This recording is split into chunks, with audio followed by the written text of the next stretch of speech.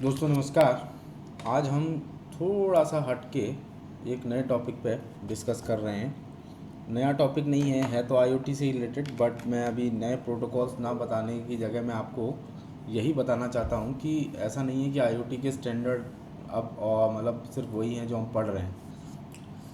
हर बार नई नई चीज़ों को देखते हुए आई ट्रिपल ई एक संस्था है, ये स्टैंडर्ड डिफाइन करती है और काम करती है। अब इस डायग्राम में जैसे हम देख सकते हैं कि स्मार्ट ग्रिड के अपने अलग स्टैंडर्ड हैं। जैसे कि इसमें एक लिखा हुआ सीरियल डी ई आर का फुल फॉर्म क्या होता है? डिस्ट्रीब्यूटेड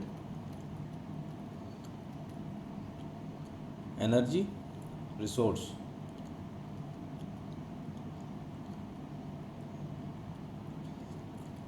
इसमें ये जैसे फोटोवोल्टिक है, फ्यूल सेल है, distributed synchronous primary secondary power lines हैं, उनसे रिलेटेड जो प्रोटोकॉल्स होते हैं। ग्रिड से रिलेटेड जो बिजली देने के काम आती है उसको बोलते हैं ग्रिड, और उससे रिलेटेड प्रोटोकॉल्स हैं जिसमें डिस्ट्रीब्यूटेड नेटवर्क प्रोटोकॉल है, serial inter inter operability protocol है, सीरियल ग्रिड क्रिटिकल इंफ्रास्ट्रक्चर है।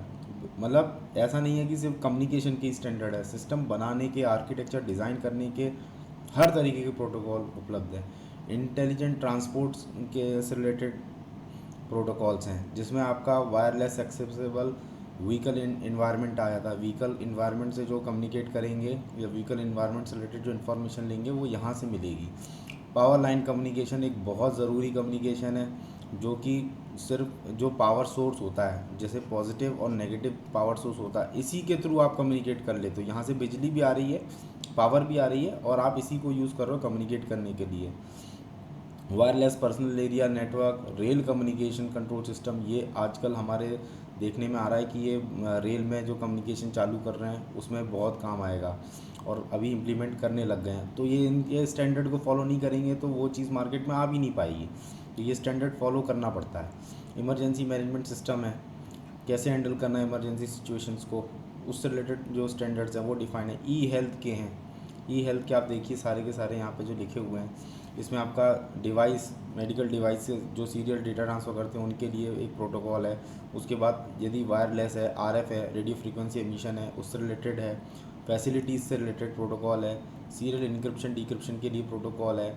एनर्जी इफ़िशिएंसी के लिए भी प्रोटोकॉल है, जो डिवाइस कम एनर्जी पे काम करते हैं, जैसे कि लो पावर के हैं। एनर्जी अवेयर डिवाइस जो होते हैं, जो डीप स्लीप मोड में चले जाते हैं, वो कब जाएंगे, कैसे जाएंगे, पूरी इसमें डिफाइन रहती है। Electrical performance of energy saving devices है।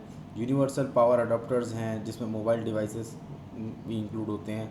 उसके साथ एनर्जी एफिशिएंट सिस्टम जो सीरियली कम्युनिकेट करते हैं उनके लिए डिवाइस। आईओटी के आप देखिए प्रोटोकॉल, आईओटी के प्रोटोकॉल में आईओटी आर्किटेक्चर का बहुत real time precision, time critical system के लिए, सीरियल सेंसर नेटवर्क्स के लिए, harmonisation of IoT devising systems के लिए, उसके लिए बना हुआ। 5G जो आजकल मार्केट में बहुत मतलब इसका बहुत चल रहा है कि आएगा या आने वाला है, डिप्लॉयमेंट के लिए अभी बड़ी बड़ी कंपनीज बिड कर रही हैं। हुआवे एक बहुत ही मतलब ऐसी सिचुएशन में फंस गई है कि नो बडी नोज़ दैट कि इंडिया में वो आएगी या नहीं आएगी या कैसे करेगी। ऐसे बहुत बहुत सारी कंपनी, हुआवे है, नोकिया है, सीमेंस है, जियो है, बहुत सारी कंपनीज़ हैं। तो इसमें अलग अलग तरीके के लिए किस तरह से, अब ये अपने आप में कम्युनिकेशन का बहुत बड़ा एरिया, बट यहाँ पे भी स्टैंडर्ड डिफाइन है।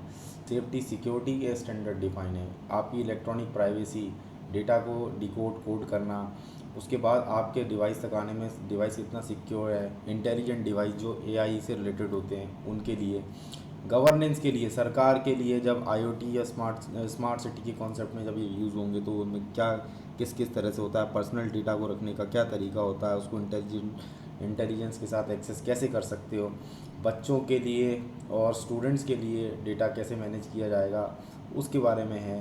प्राइवेसी प्रोसेस क्या होती है उससे रिलेटेड है। अभी भारत सरकार, जैसे अभी सुनने में आता है कि एक साइबर पॉलिसी निकालेगी, साइबर क्राइम पॉलिसी निकालेगी, डेटा प्रोटेक्शन पॉलिसी ऑलरेडी है। इस तरह से बहुत सारी हेल्थ डेटा पॉलिसी भारत सरकार का बिल आया है 2019 में, इफ़ आई एम राइट।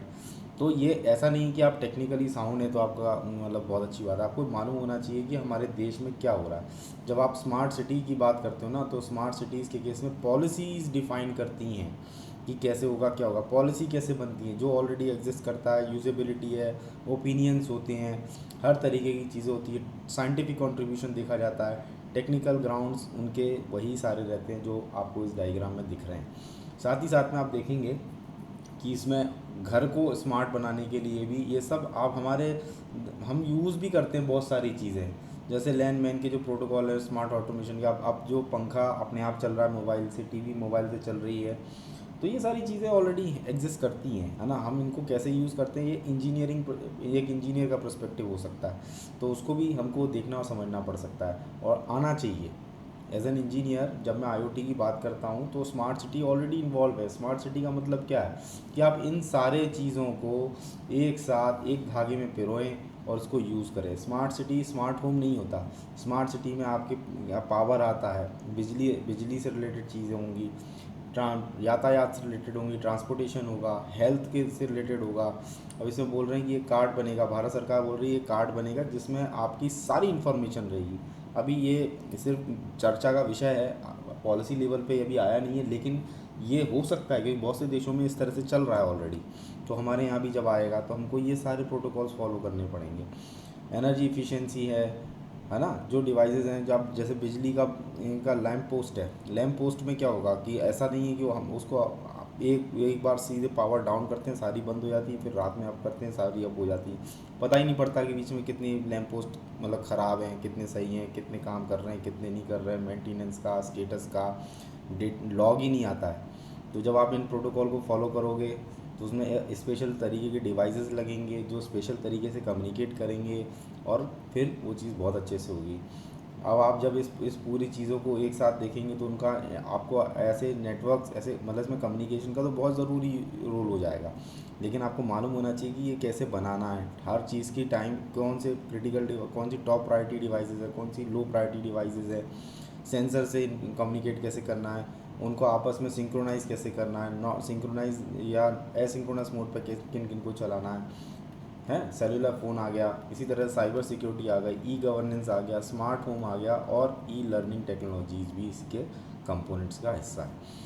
ये डायग्राम मैं ऐसे ही देख रहा था और मैंने इसकी लिंक भी दे रखी है, आप चाहो ना तो आपको इसको इसकी बहुत सारी इन्फॉर्मेशन यहाँ से भी मिल जाएगी और ये बहुत ज़रूरी है। हम एज एन इंजीनियर चीज़ों को इसी पर्सपेक्टिव में देखना चाहिए।